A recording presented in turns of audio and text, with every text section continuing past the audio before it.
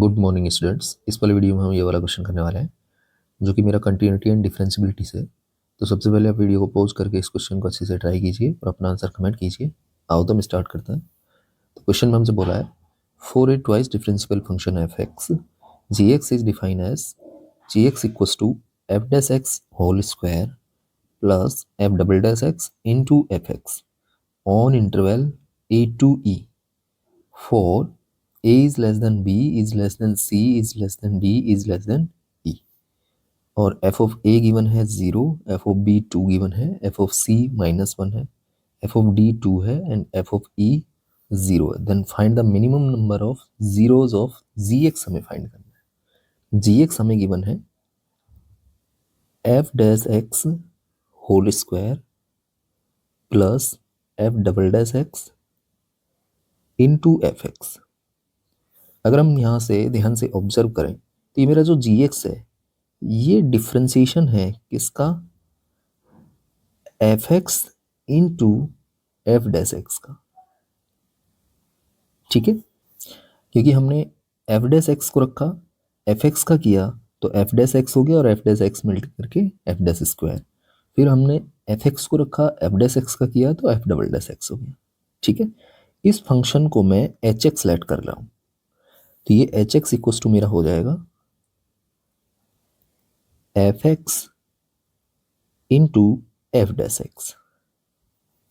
ठीक है, अब इस फंक्शन के रूट निकालने की कोशिश करते हैं हम। इस फंक्शन के हम जीरोज निकालेंगे कि इस फंक्शन के कितने जीरोज हैं। तो अगर इसके जीरोज चाहिए तो इसको जीरो की इक्वल लगाना पड़ेगा। तो हमें चेक करना पड़ेगा जहां जहां पर एफ एक्स जीरो है और एफ डैश एक्स जीरो है वो सारे जीरोज जो हैं वो इस एच एक्स के भी जीरो होंगे। ठीक है, तो एफ एक्स जीरो कहाँ कहाँ पर होगा, हमें गिवन है f of a equals to 0, f of b equals to 2, f of c equals to -1, f of d equals to 2 and f of e equals to 0। ठीक है, तो यहाँ पर एक जीरो तो हमारा हो गया ए एंड दूसरा हो गया है ई, बट यहाँ पर दो जीरोज और लाई करते हैं। तो उसके लिए हमें इंटरमीडिएट वैल्यू थ्योरम पता होना चाहिए।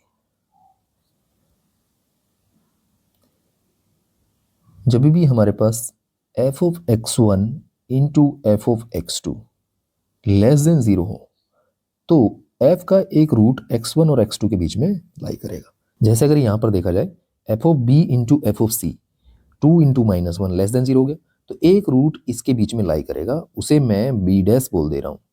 ठीक है, इस तरह से f of c into F of d ये भी लेस देन 0 हो रहा है तो एक रूट यहां पर लाई करेगा, उसे मैं सी डैश बोल दे रहा हूं। तो एफ एक्स के एटलीस्ट 4 रूट्स हो गए ए टू ई। ठीक है, तो यहां पर एफ एक्स के मेरे पास टोटल 4 जीरोज हो गए। अब आगे हम अगर एफ डैश एक्स के जीरोज की बात करें तो उसके लिए हमारे पास रोल्स थ्योरम होता है।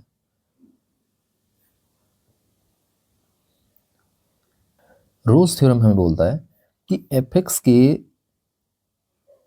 दो रूट्स के बीच में या दो जीरोस के बीच में एफ डैश एक्स का एटलीस्ट 1 रूट या 1 जीरो लाई करता है। ठीक है, तो यहां पर हमारे एफ एक्स के जो जीरो हैं ए और बी डैश इनके बीच में एफ डैश एक्स का एक जीरो लाई करेगा जिसे मैं x1 बोल दे रहा हूं।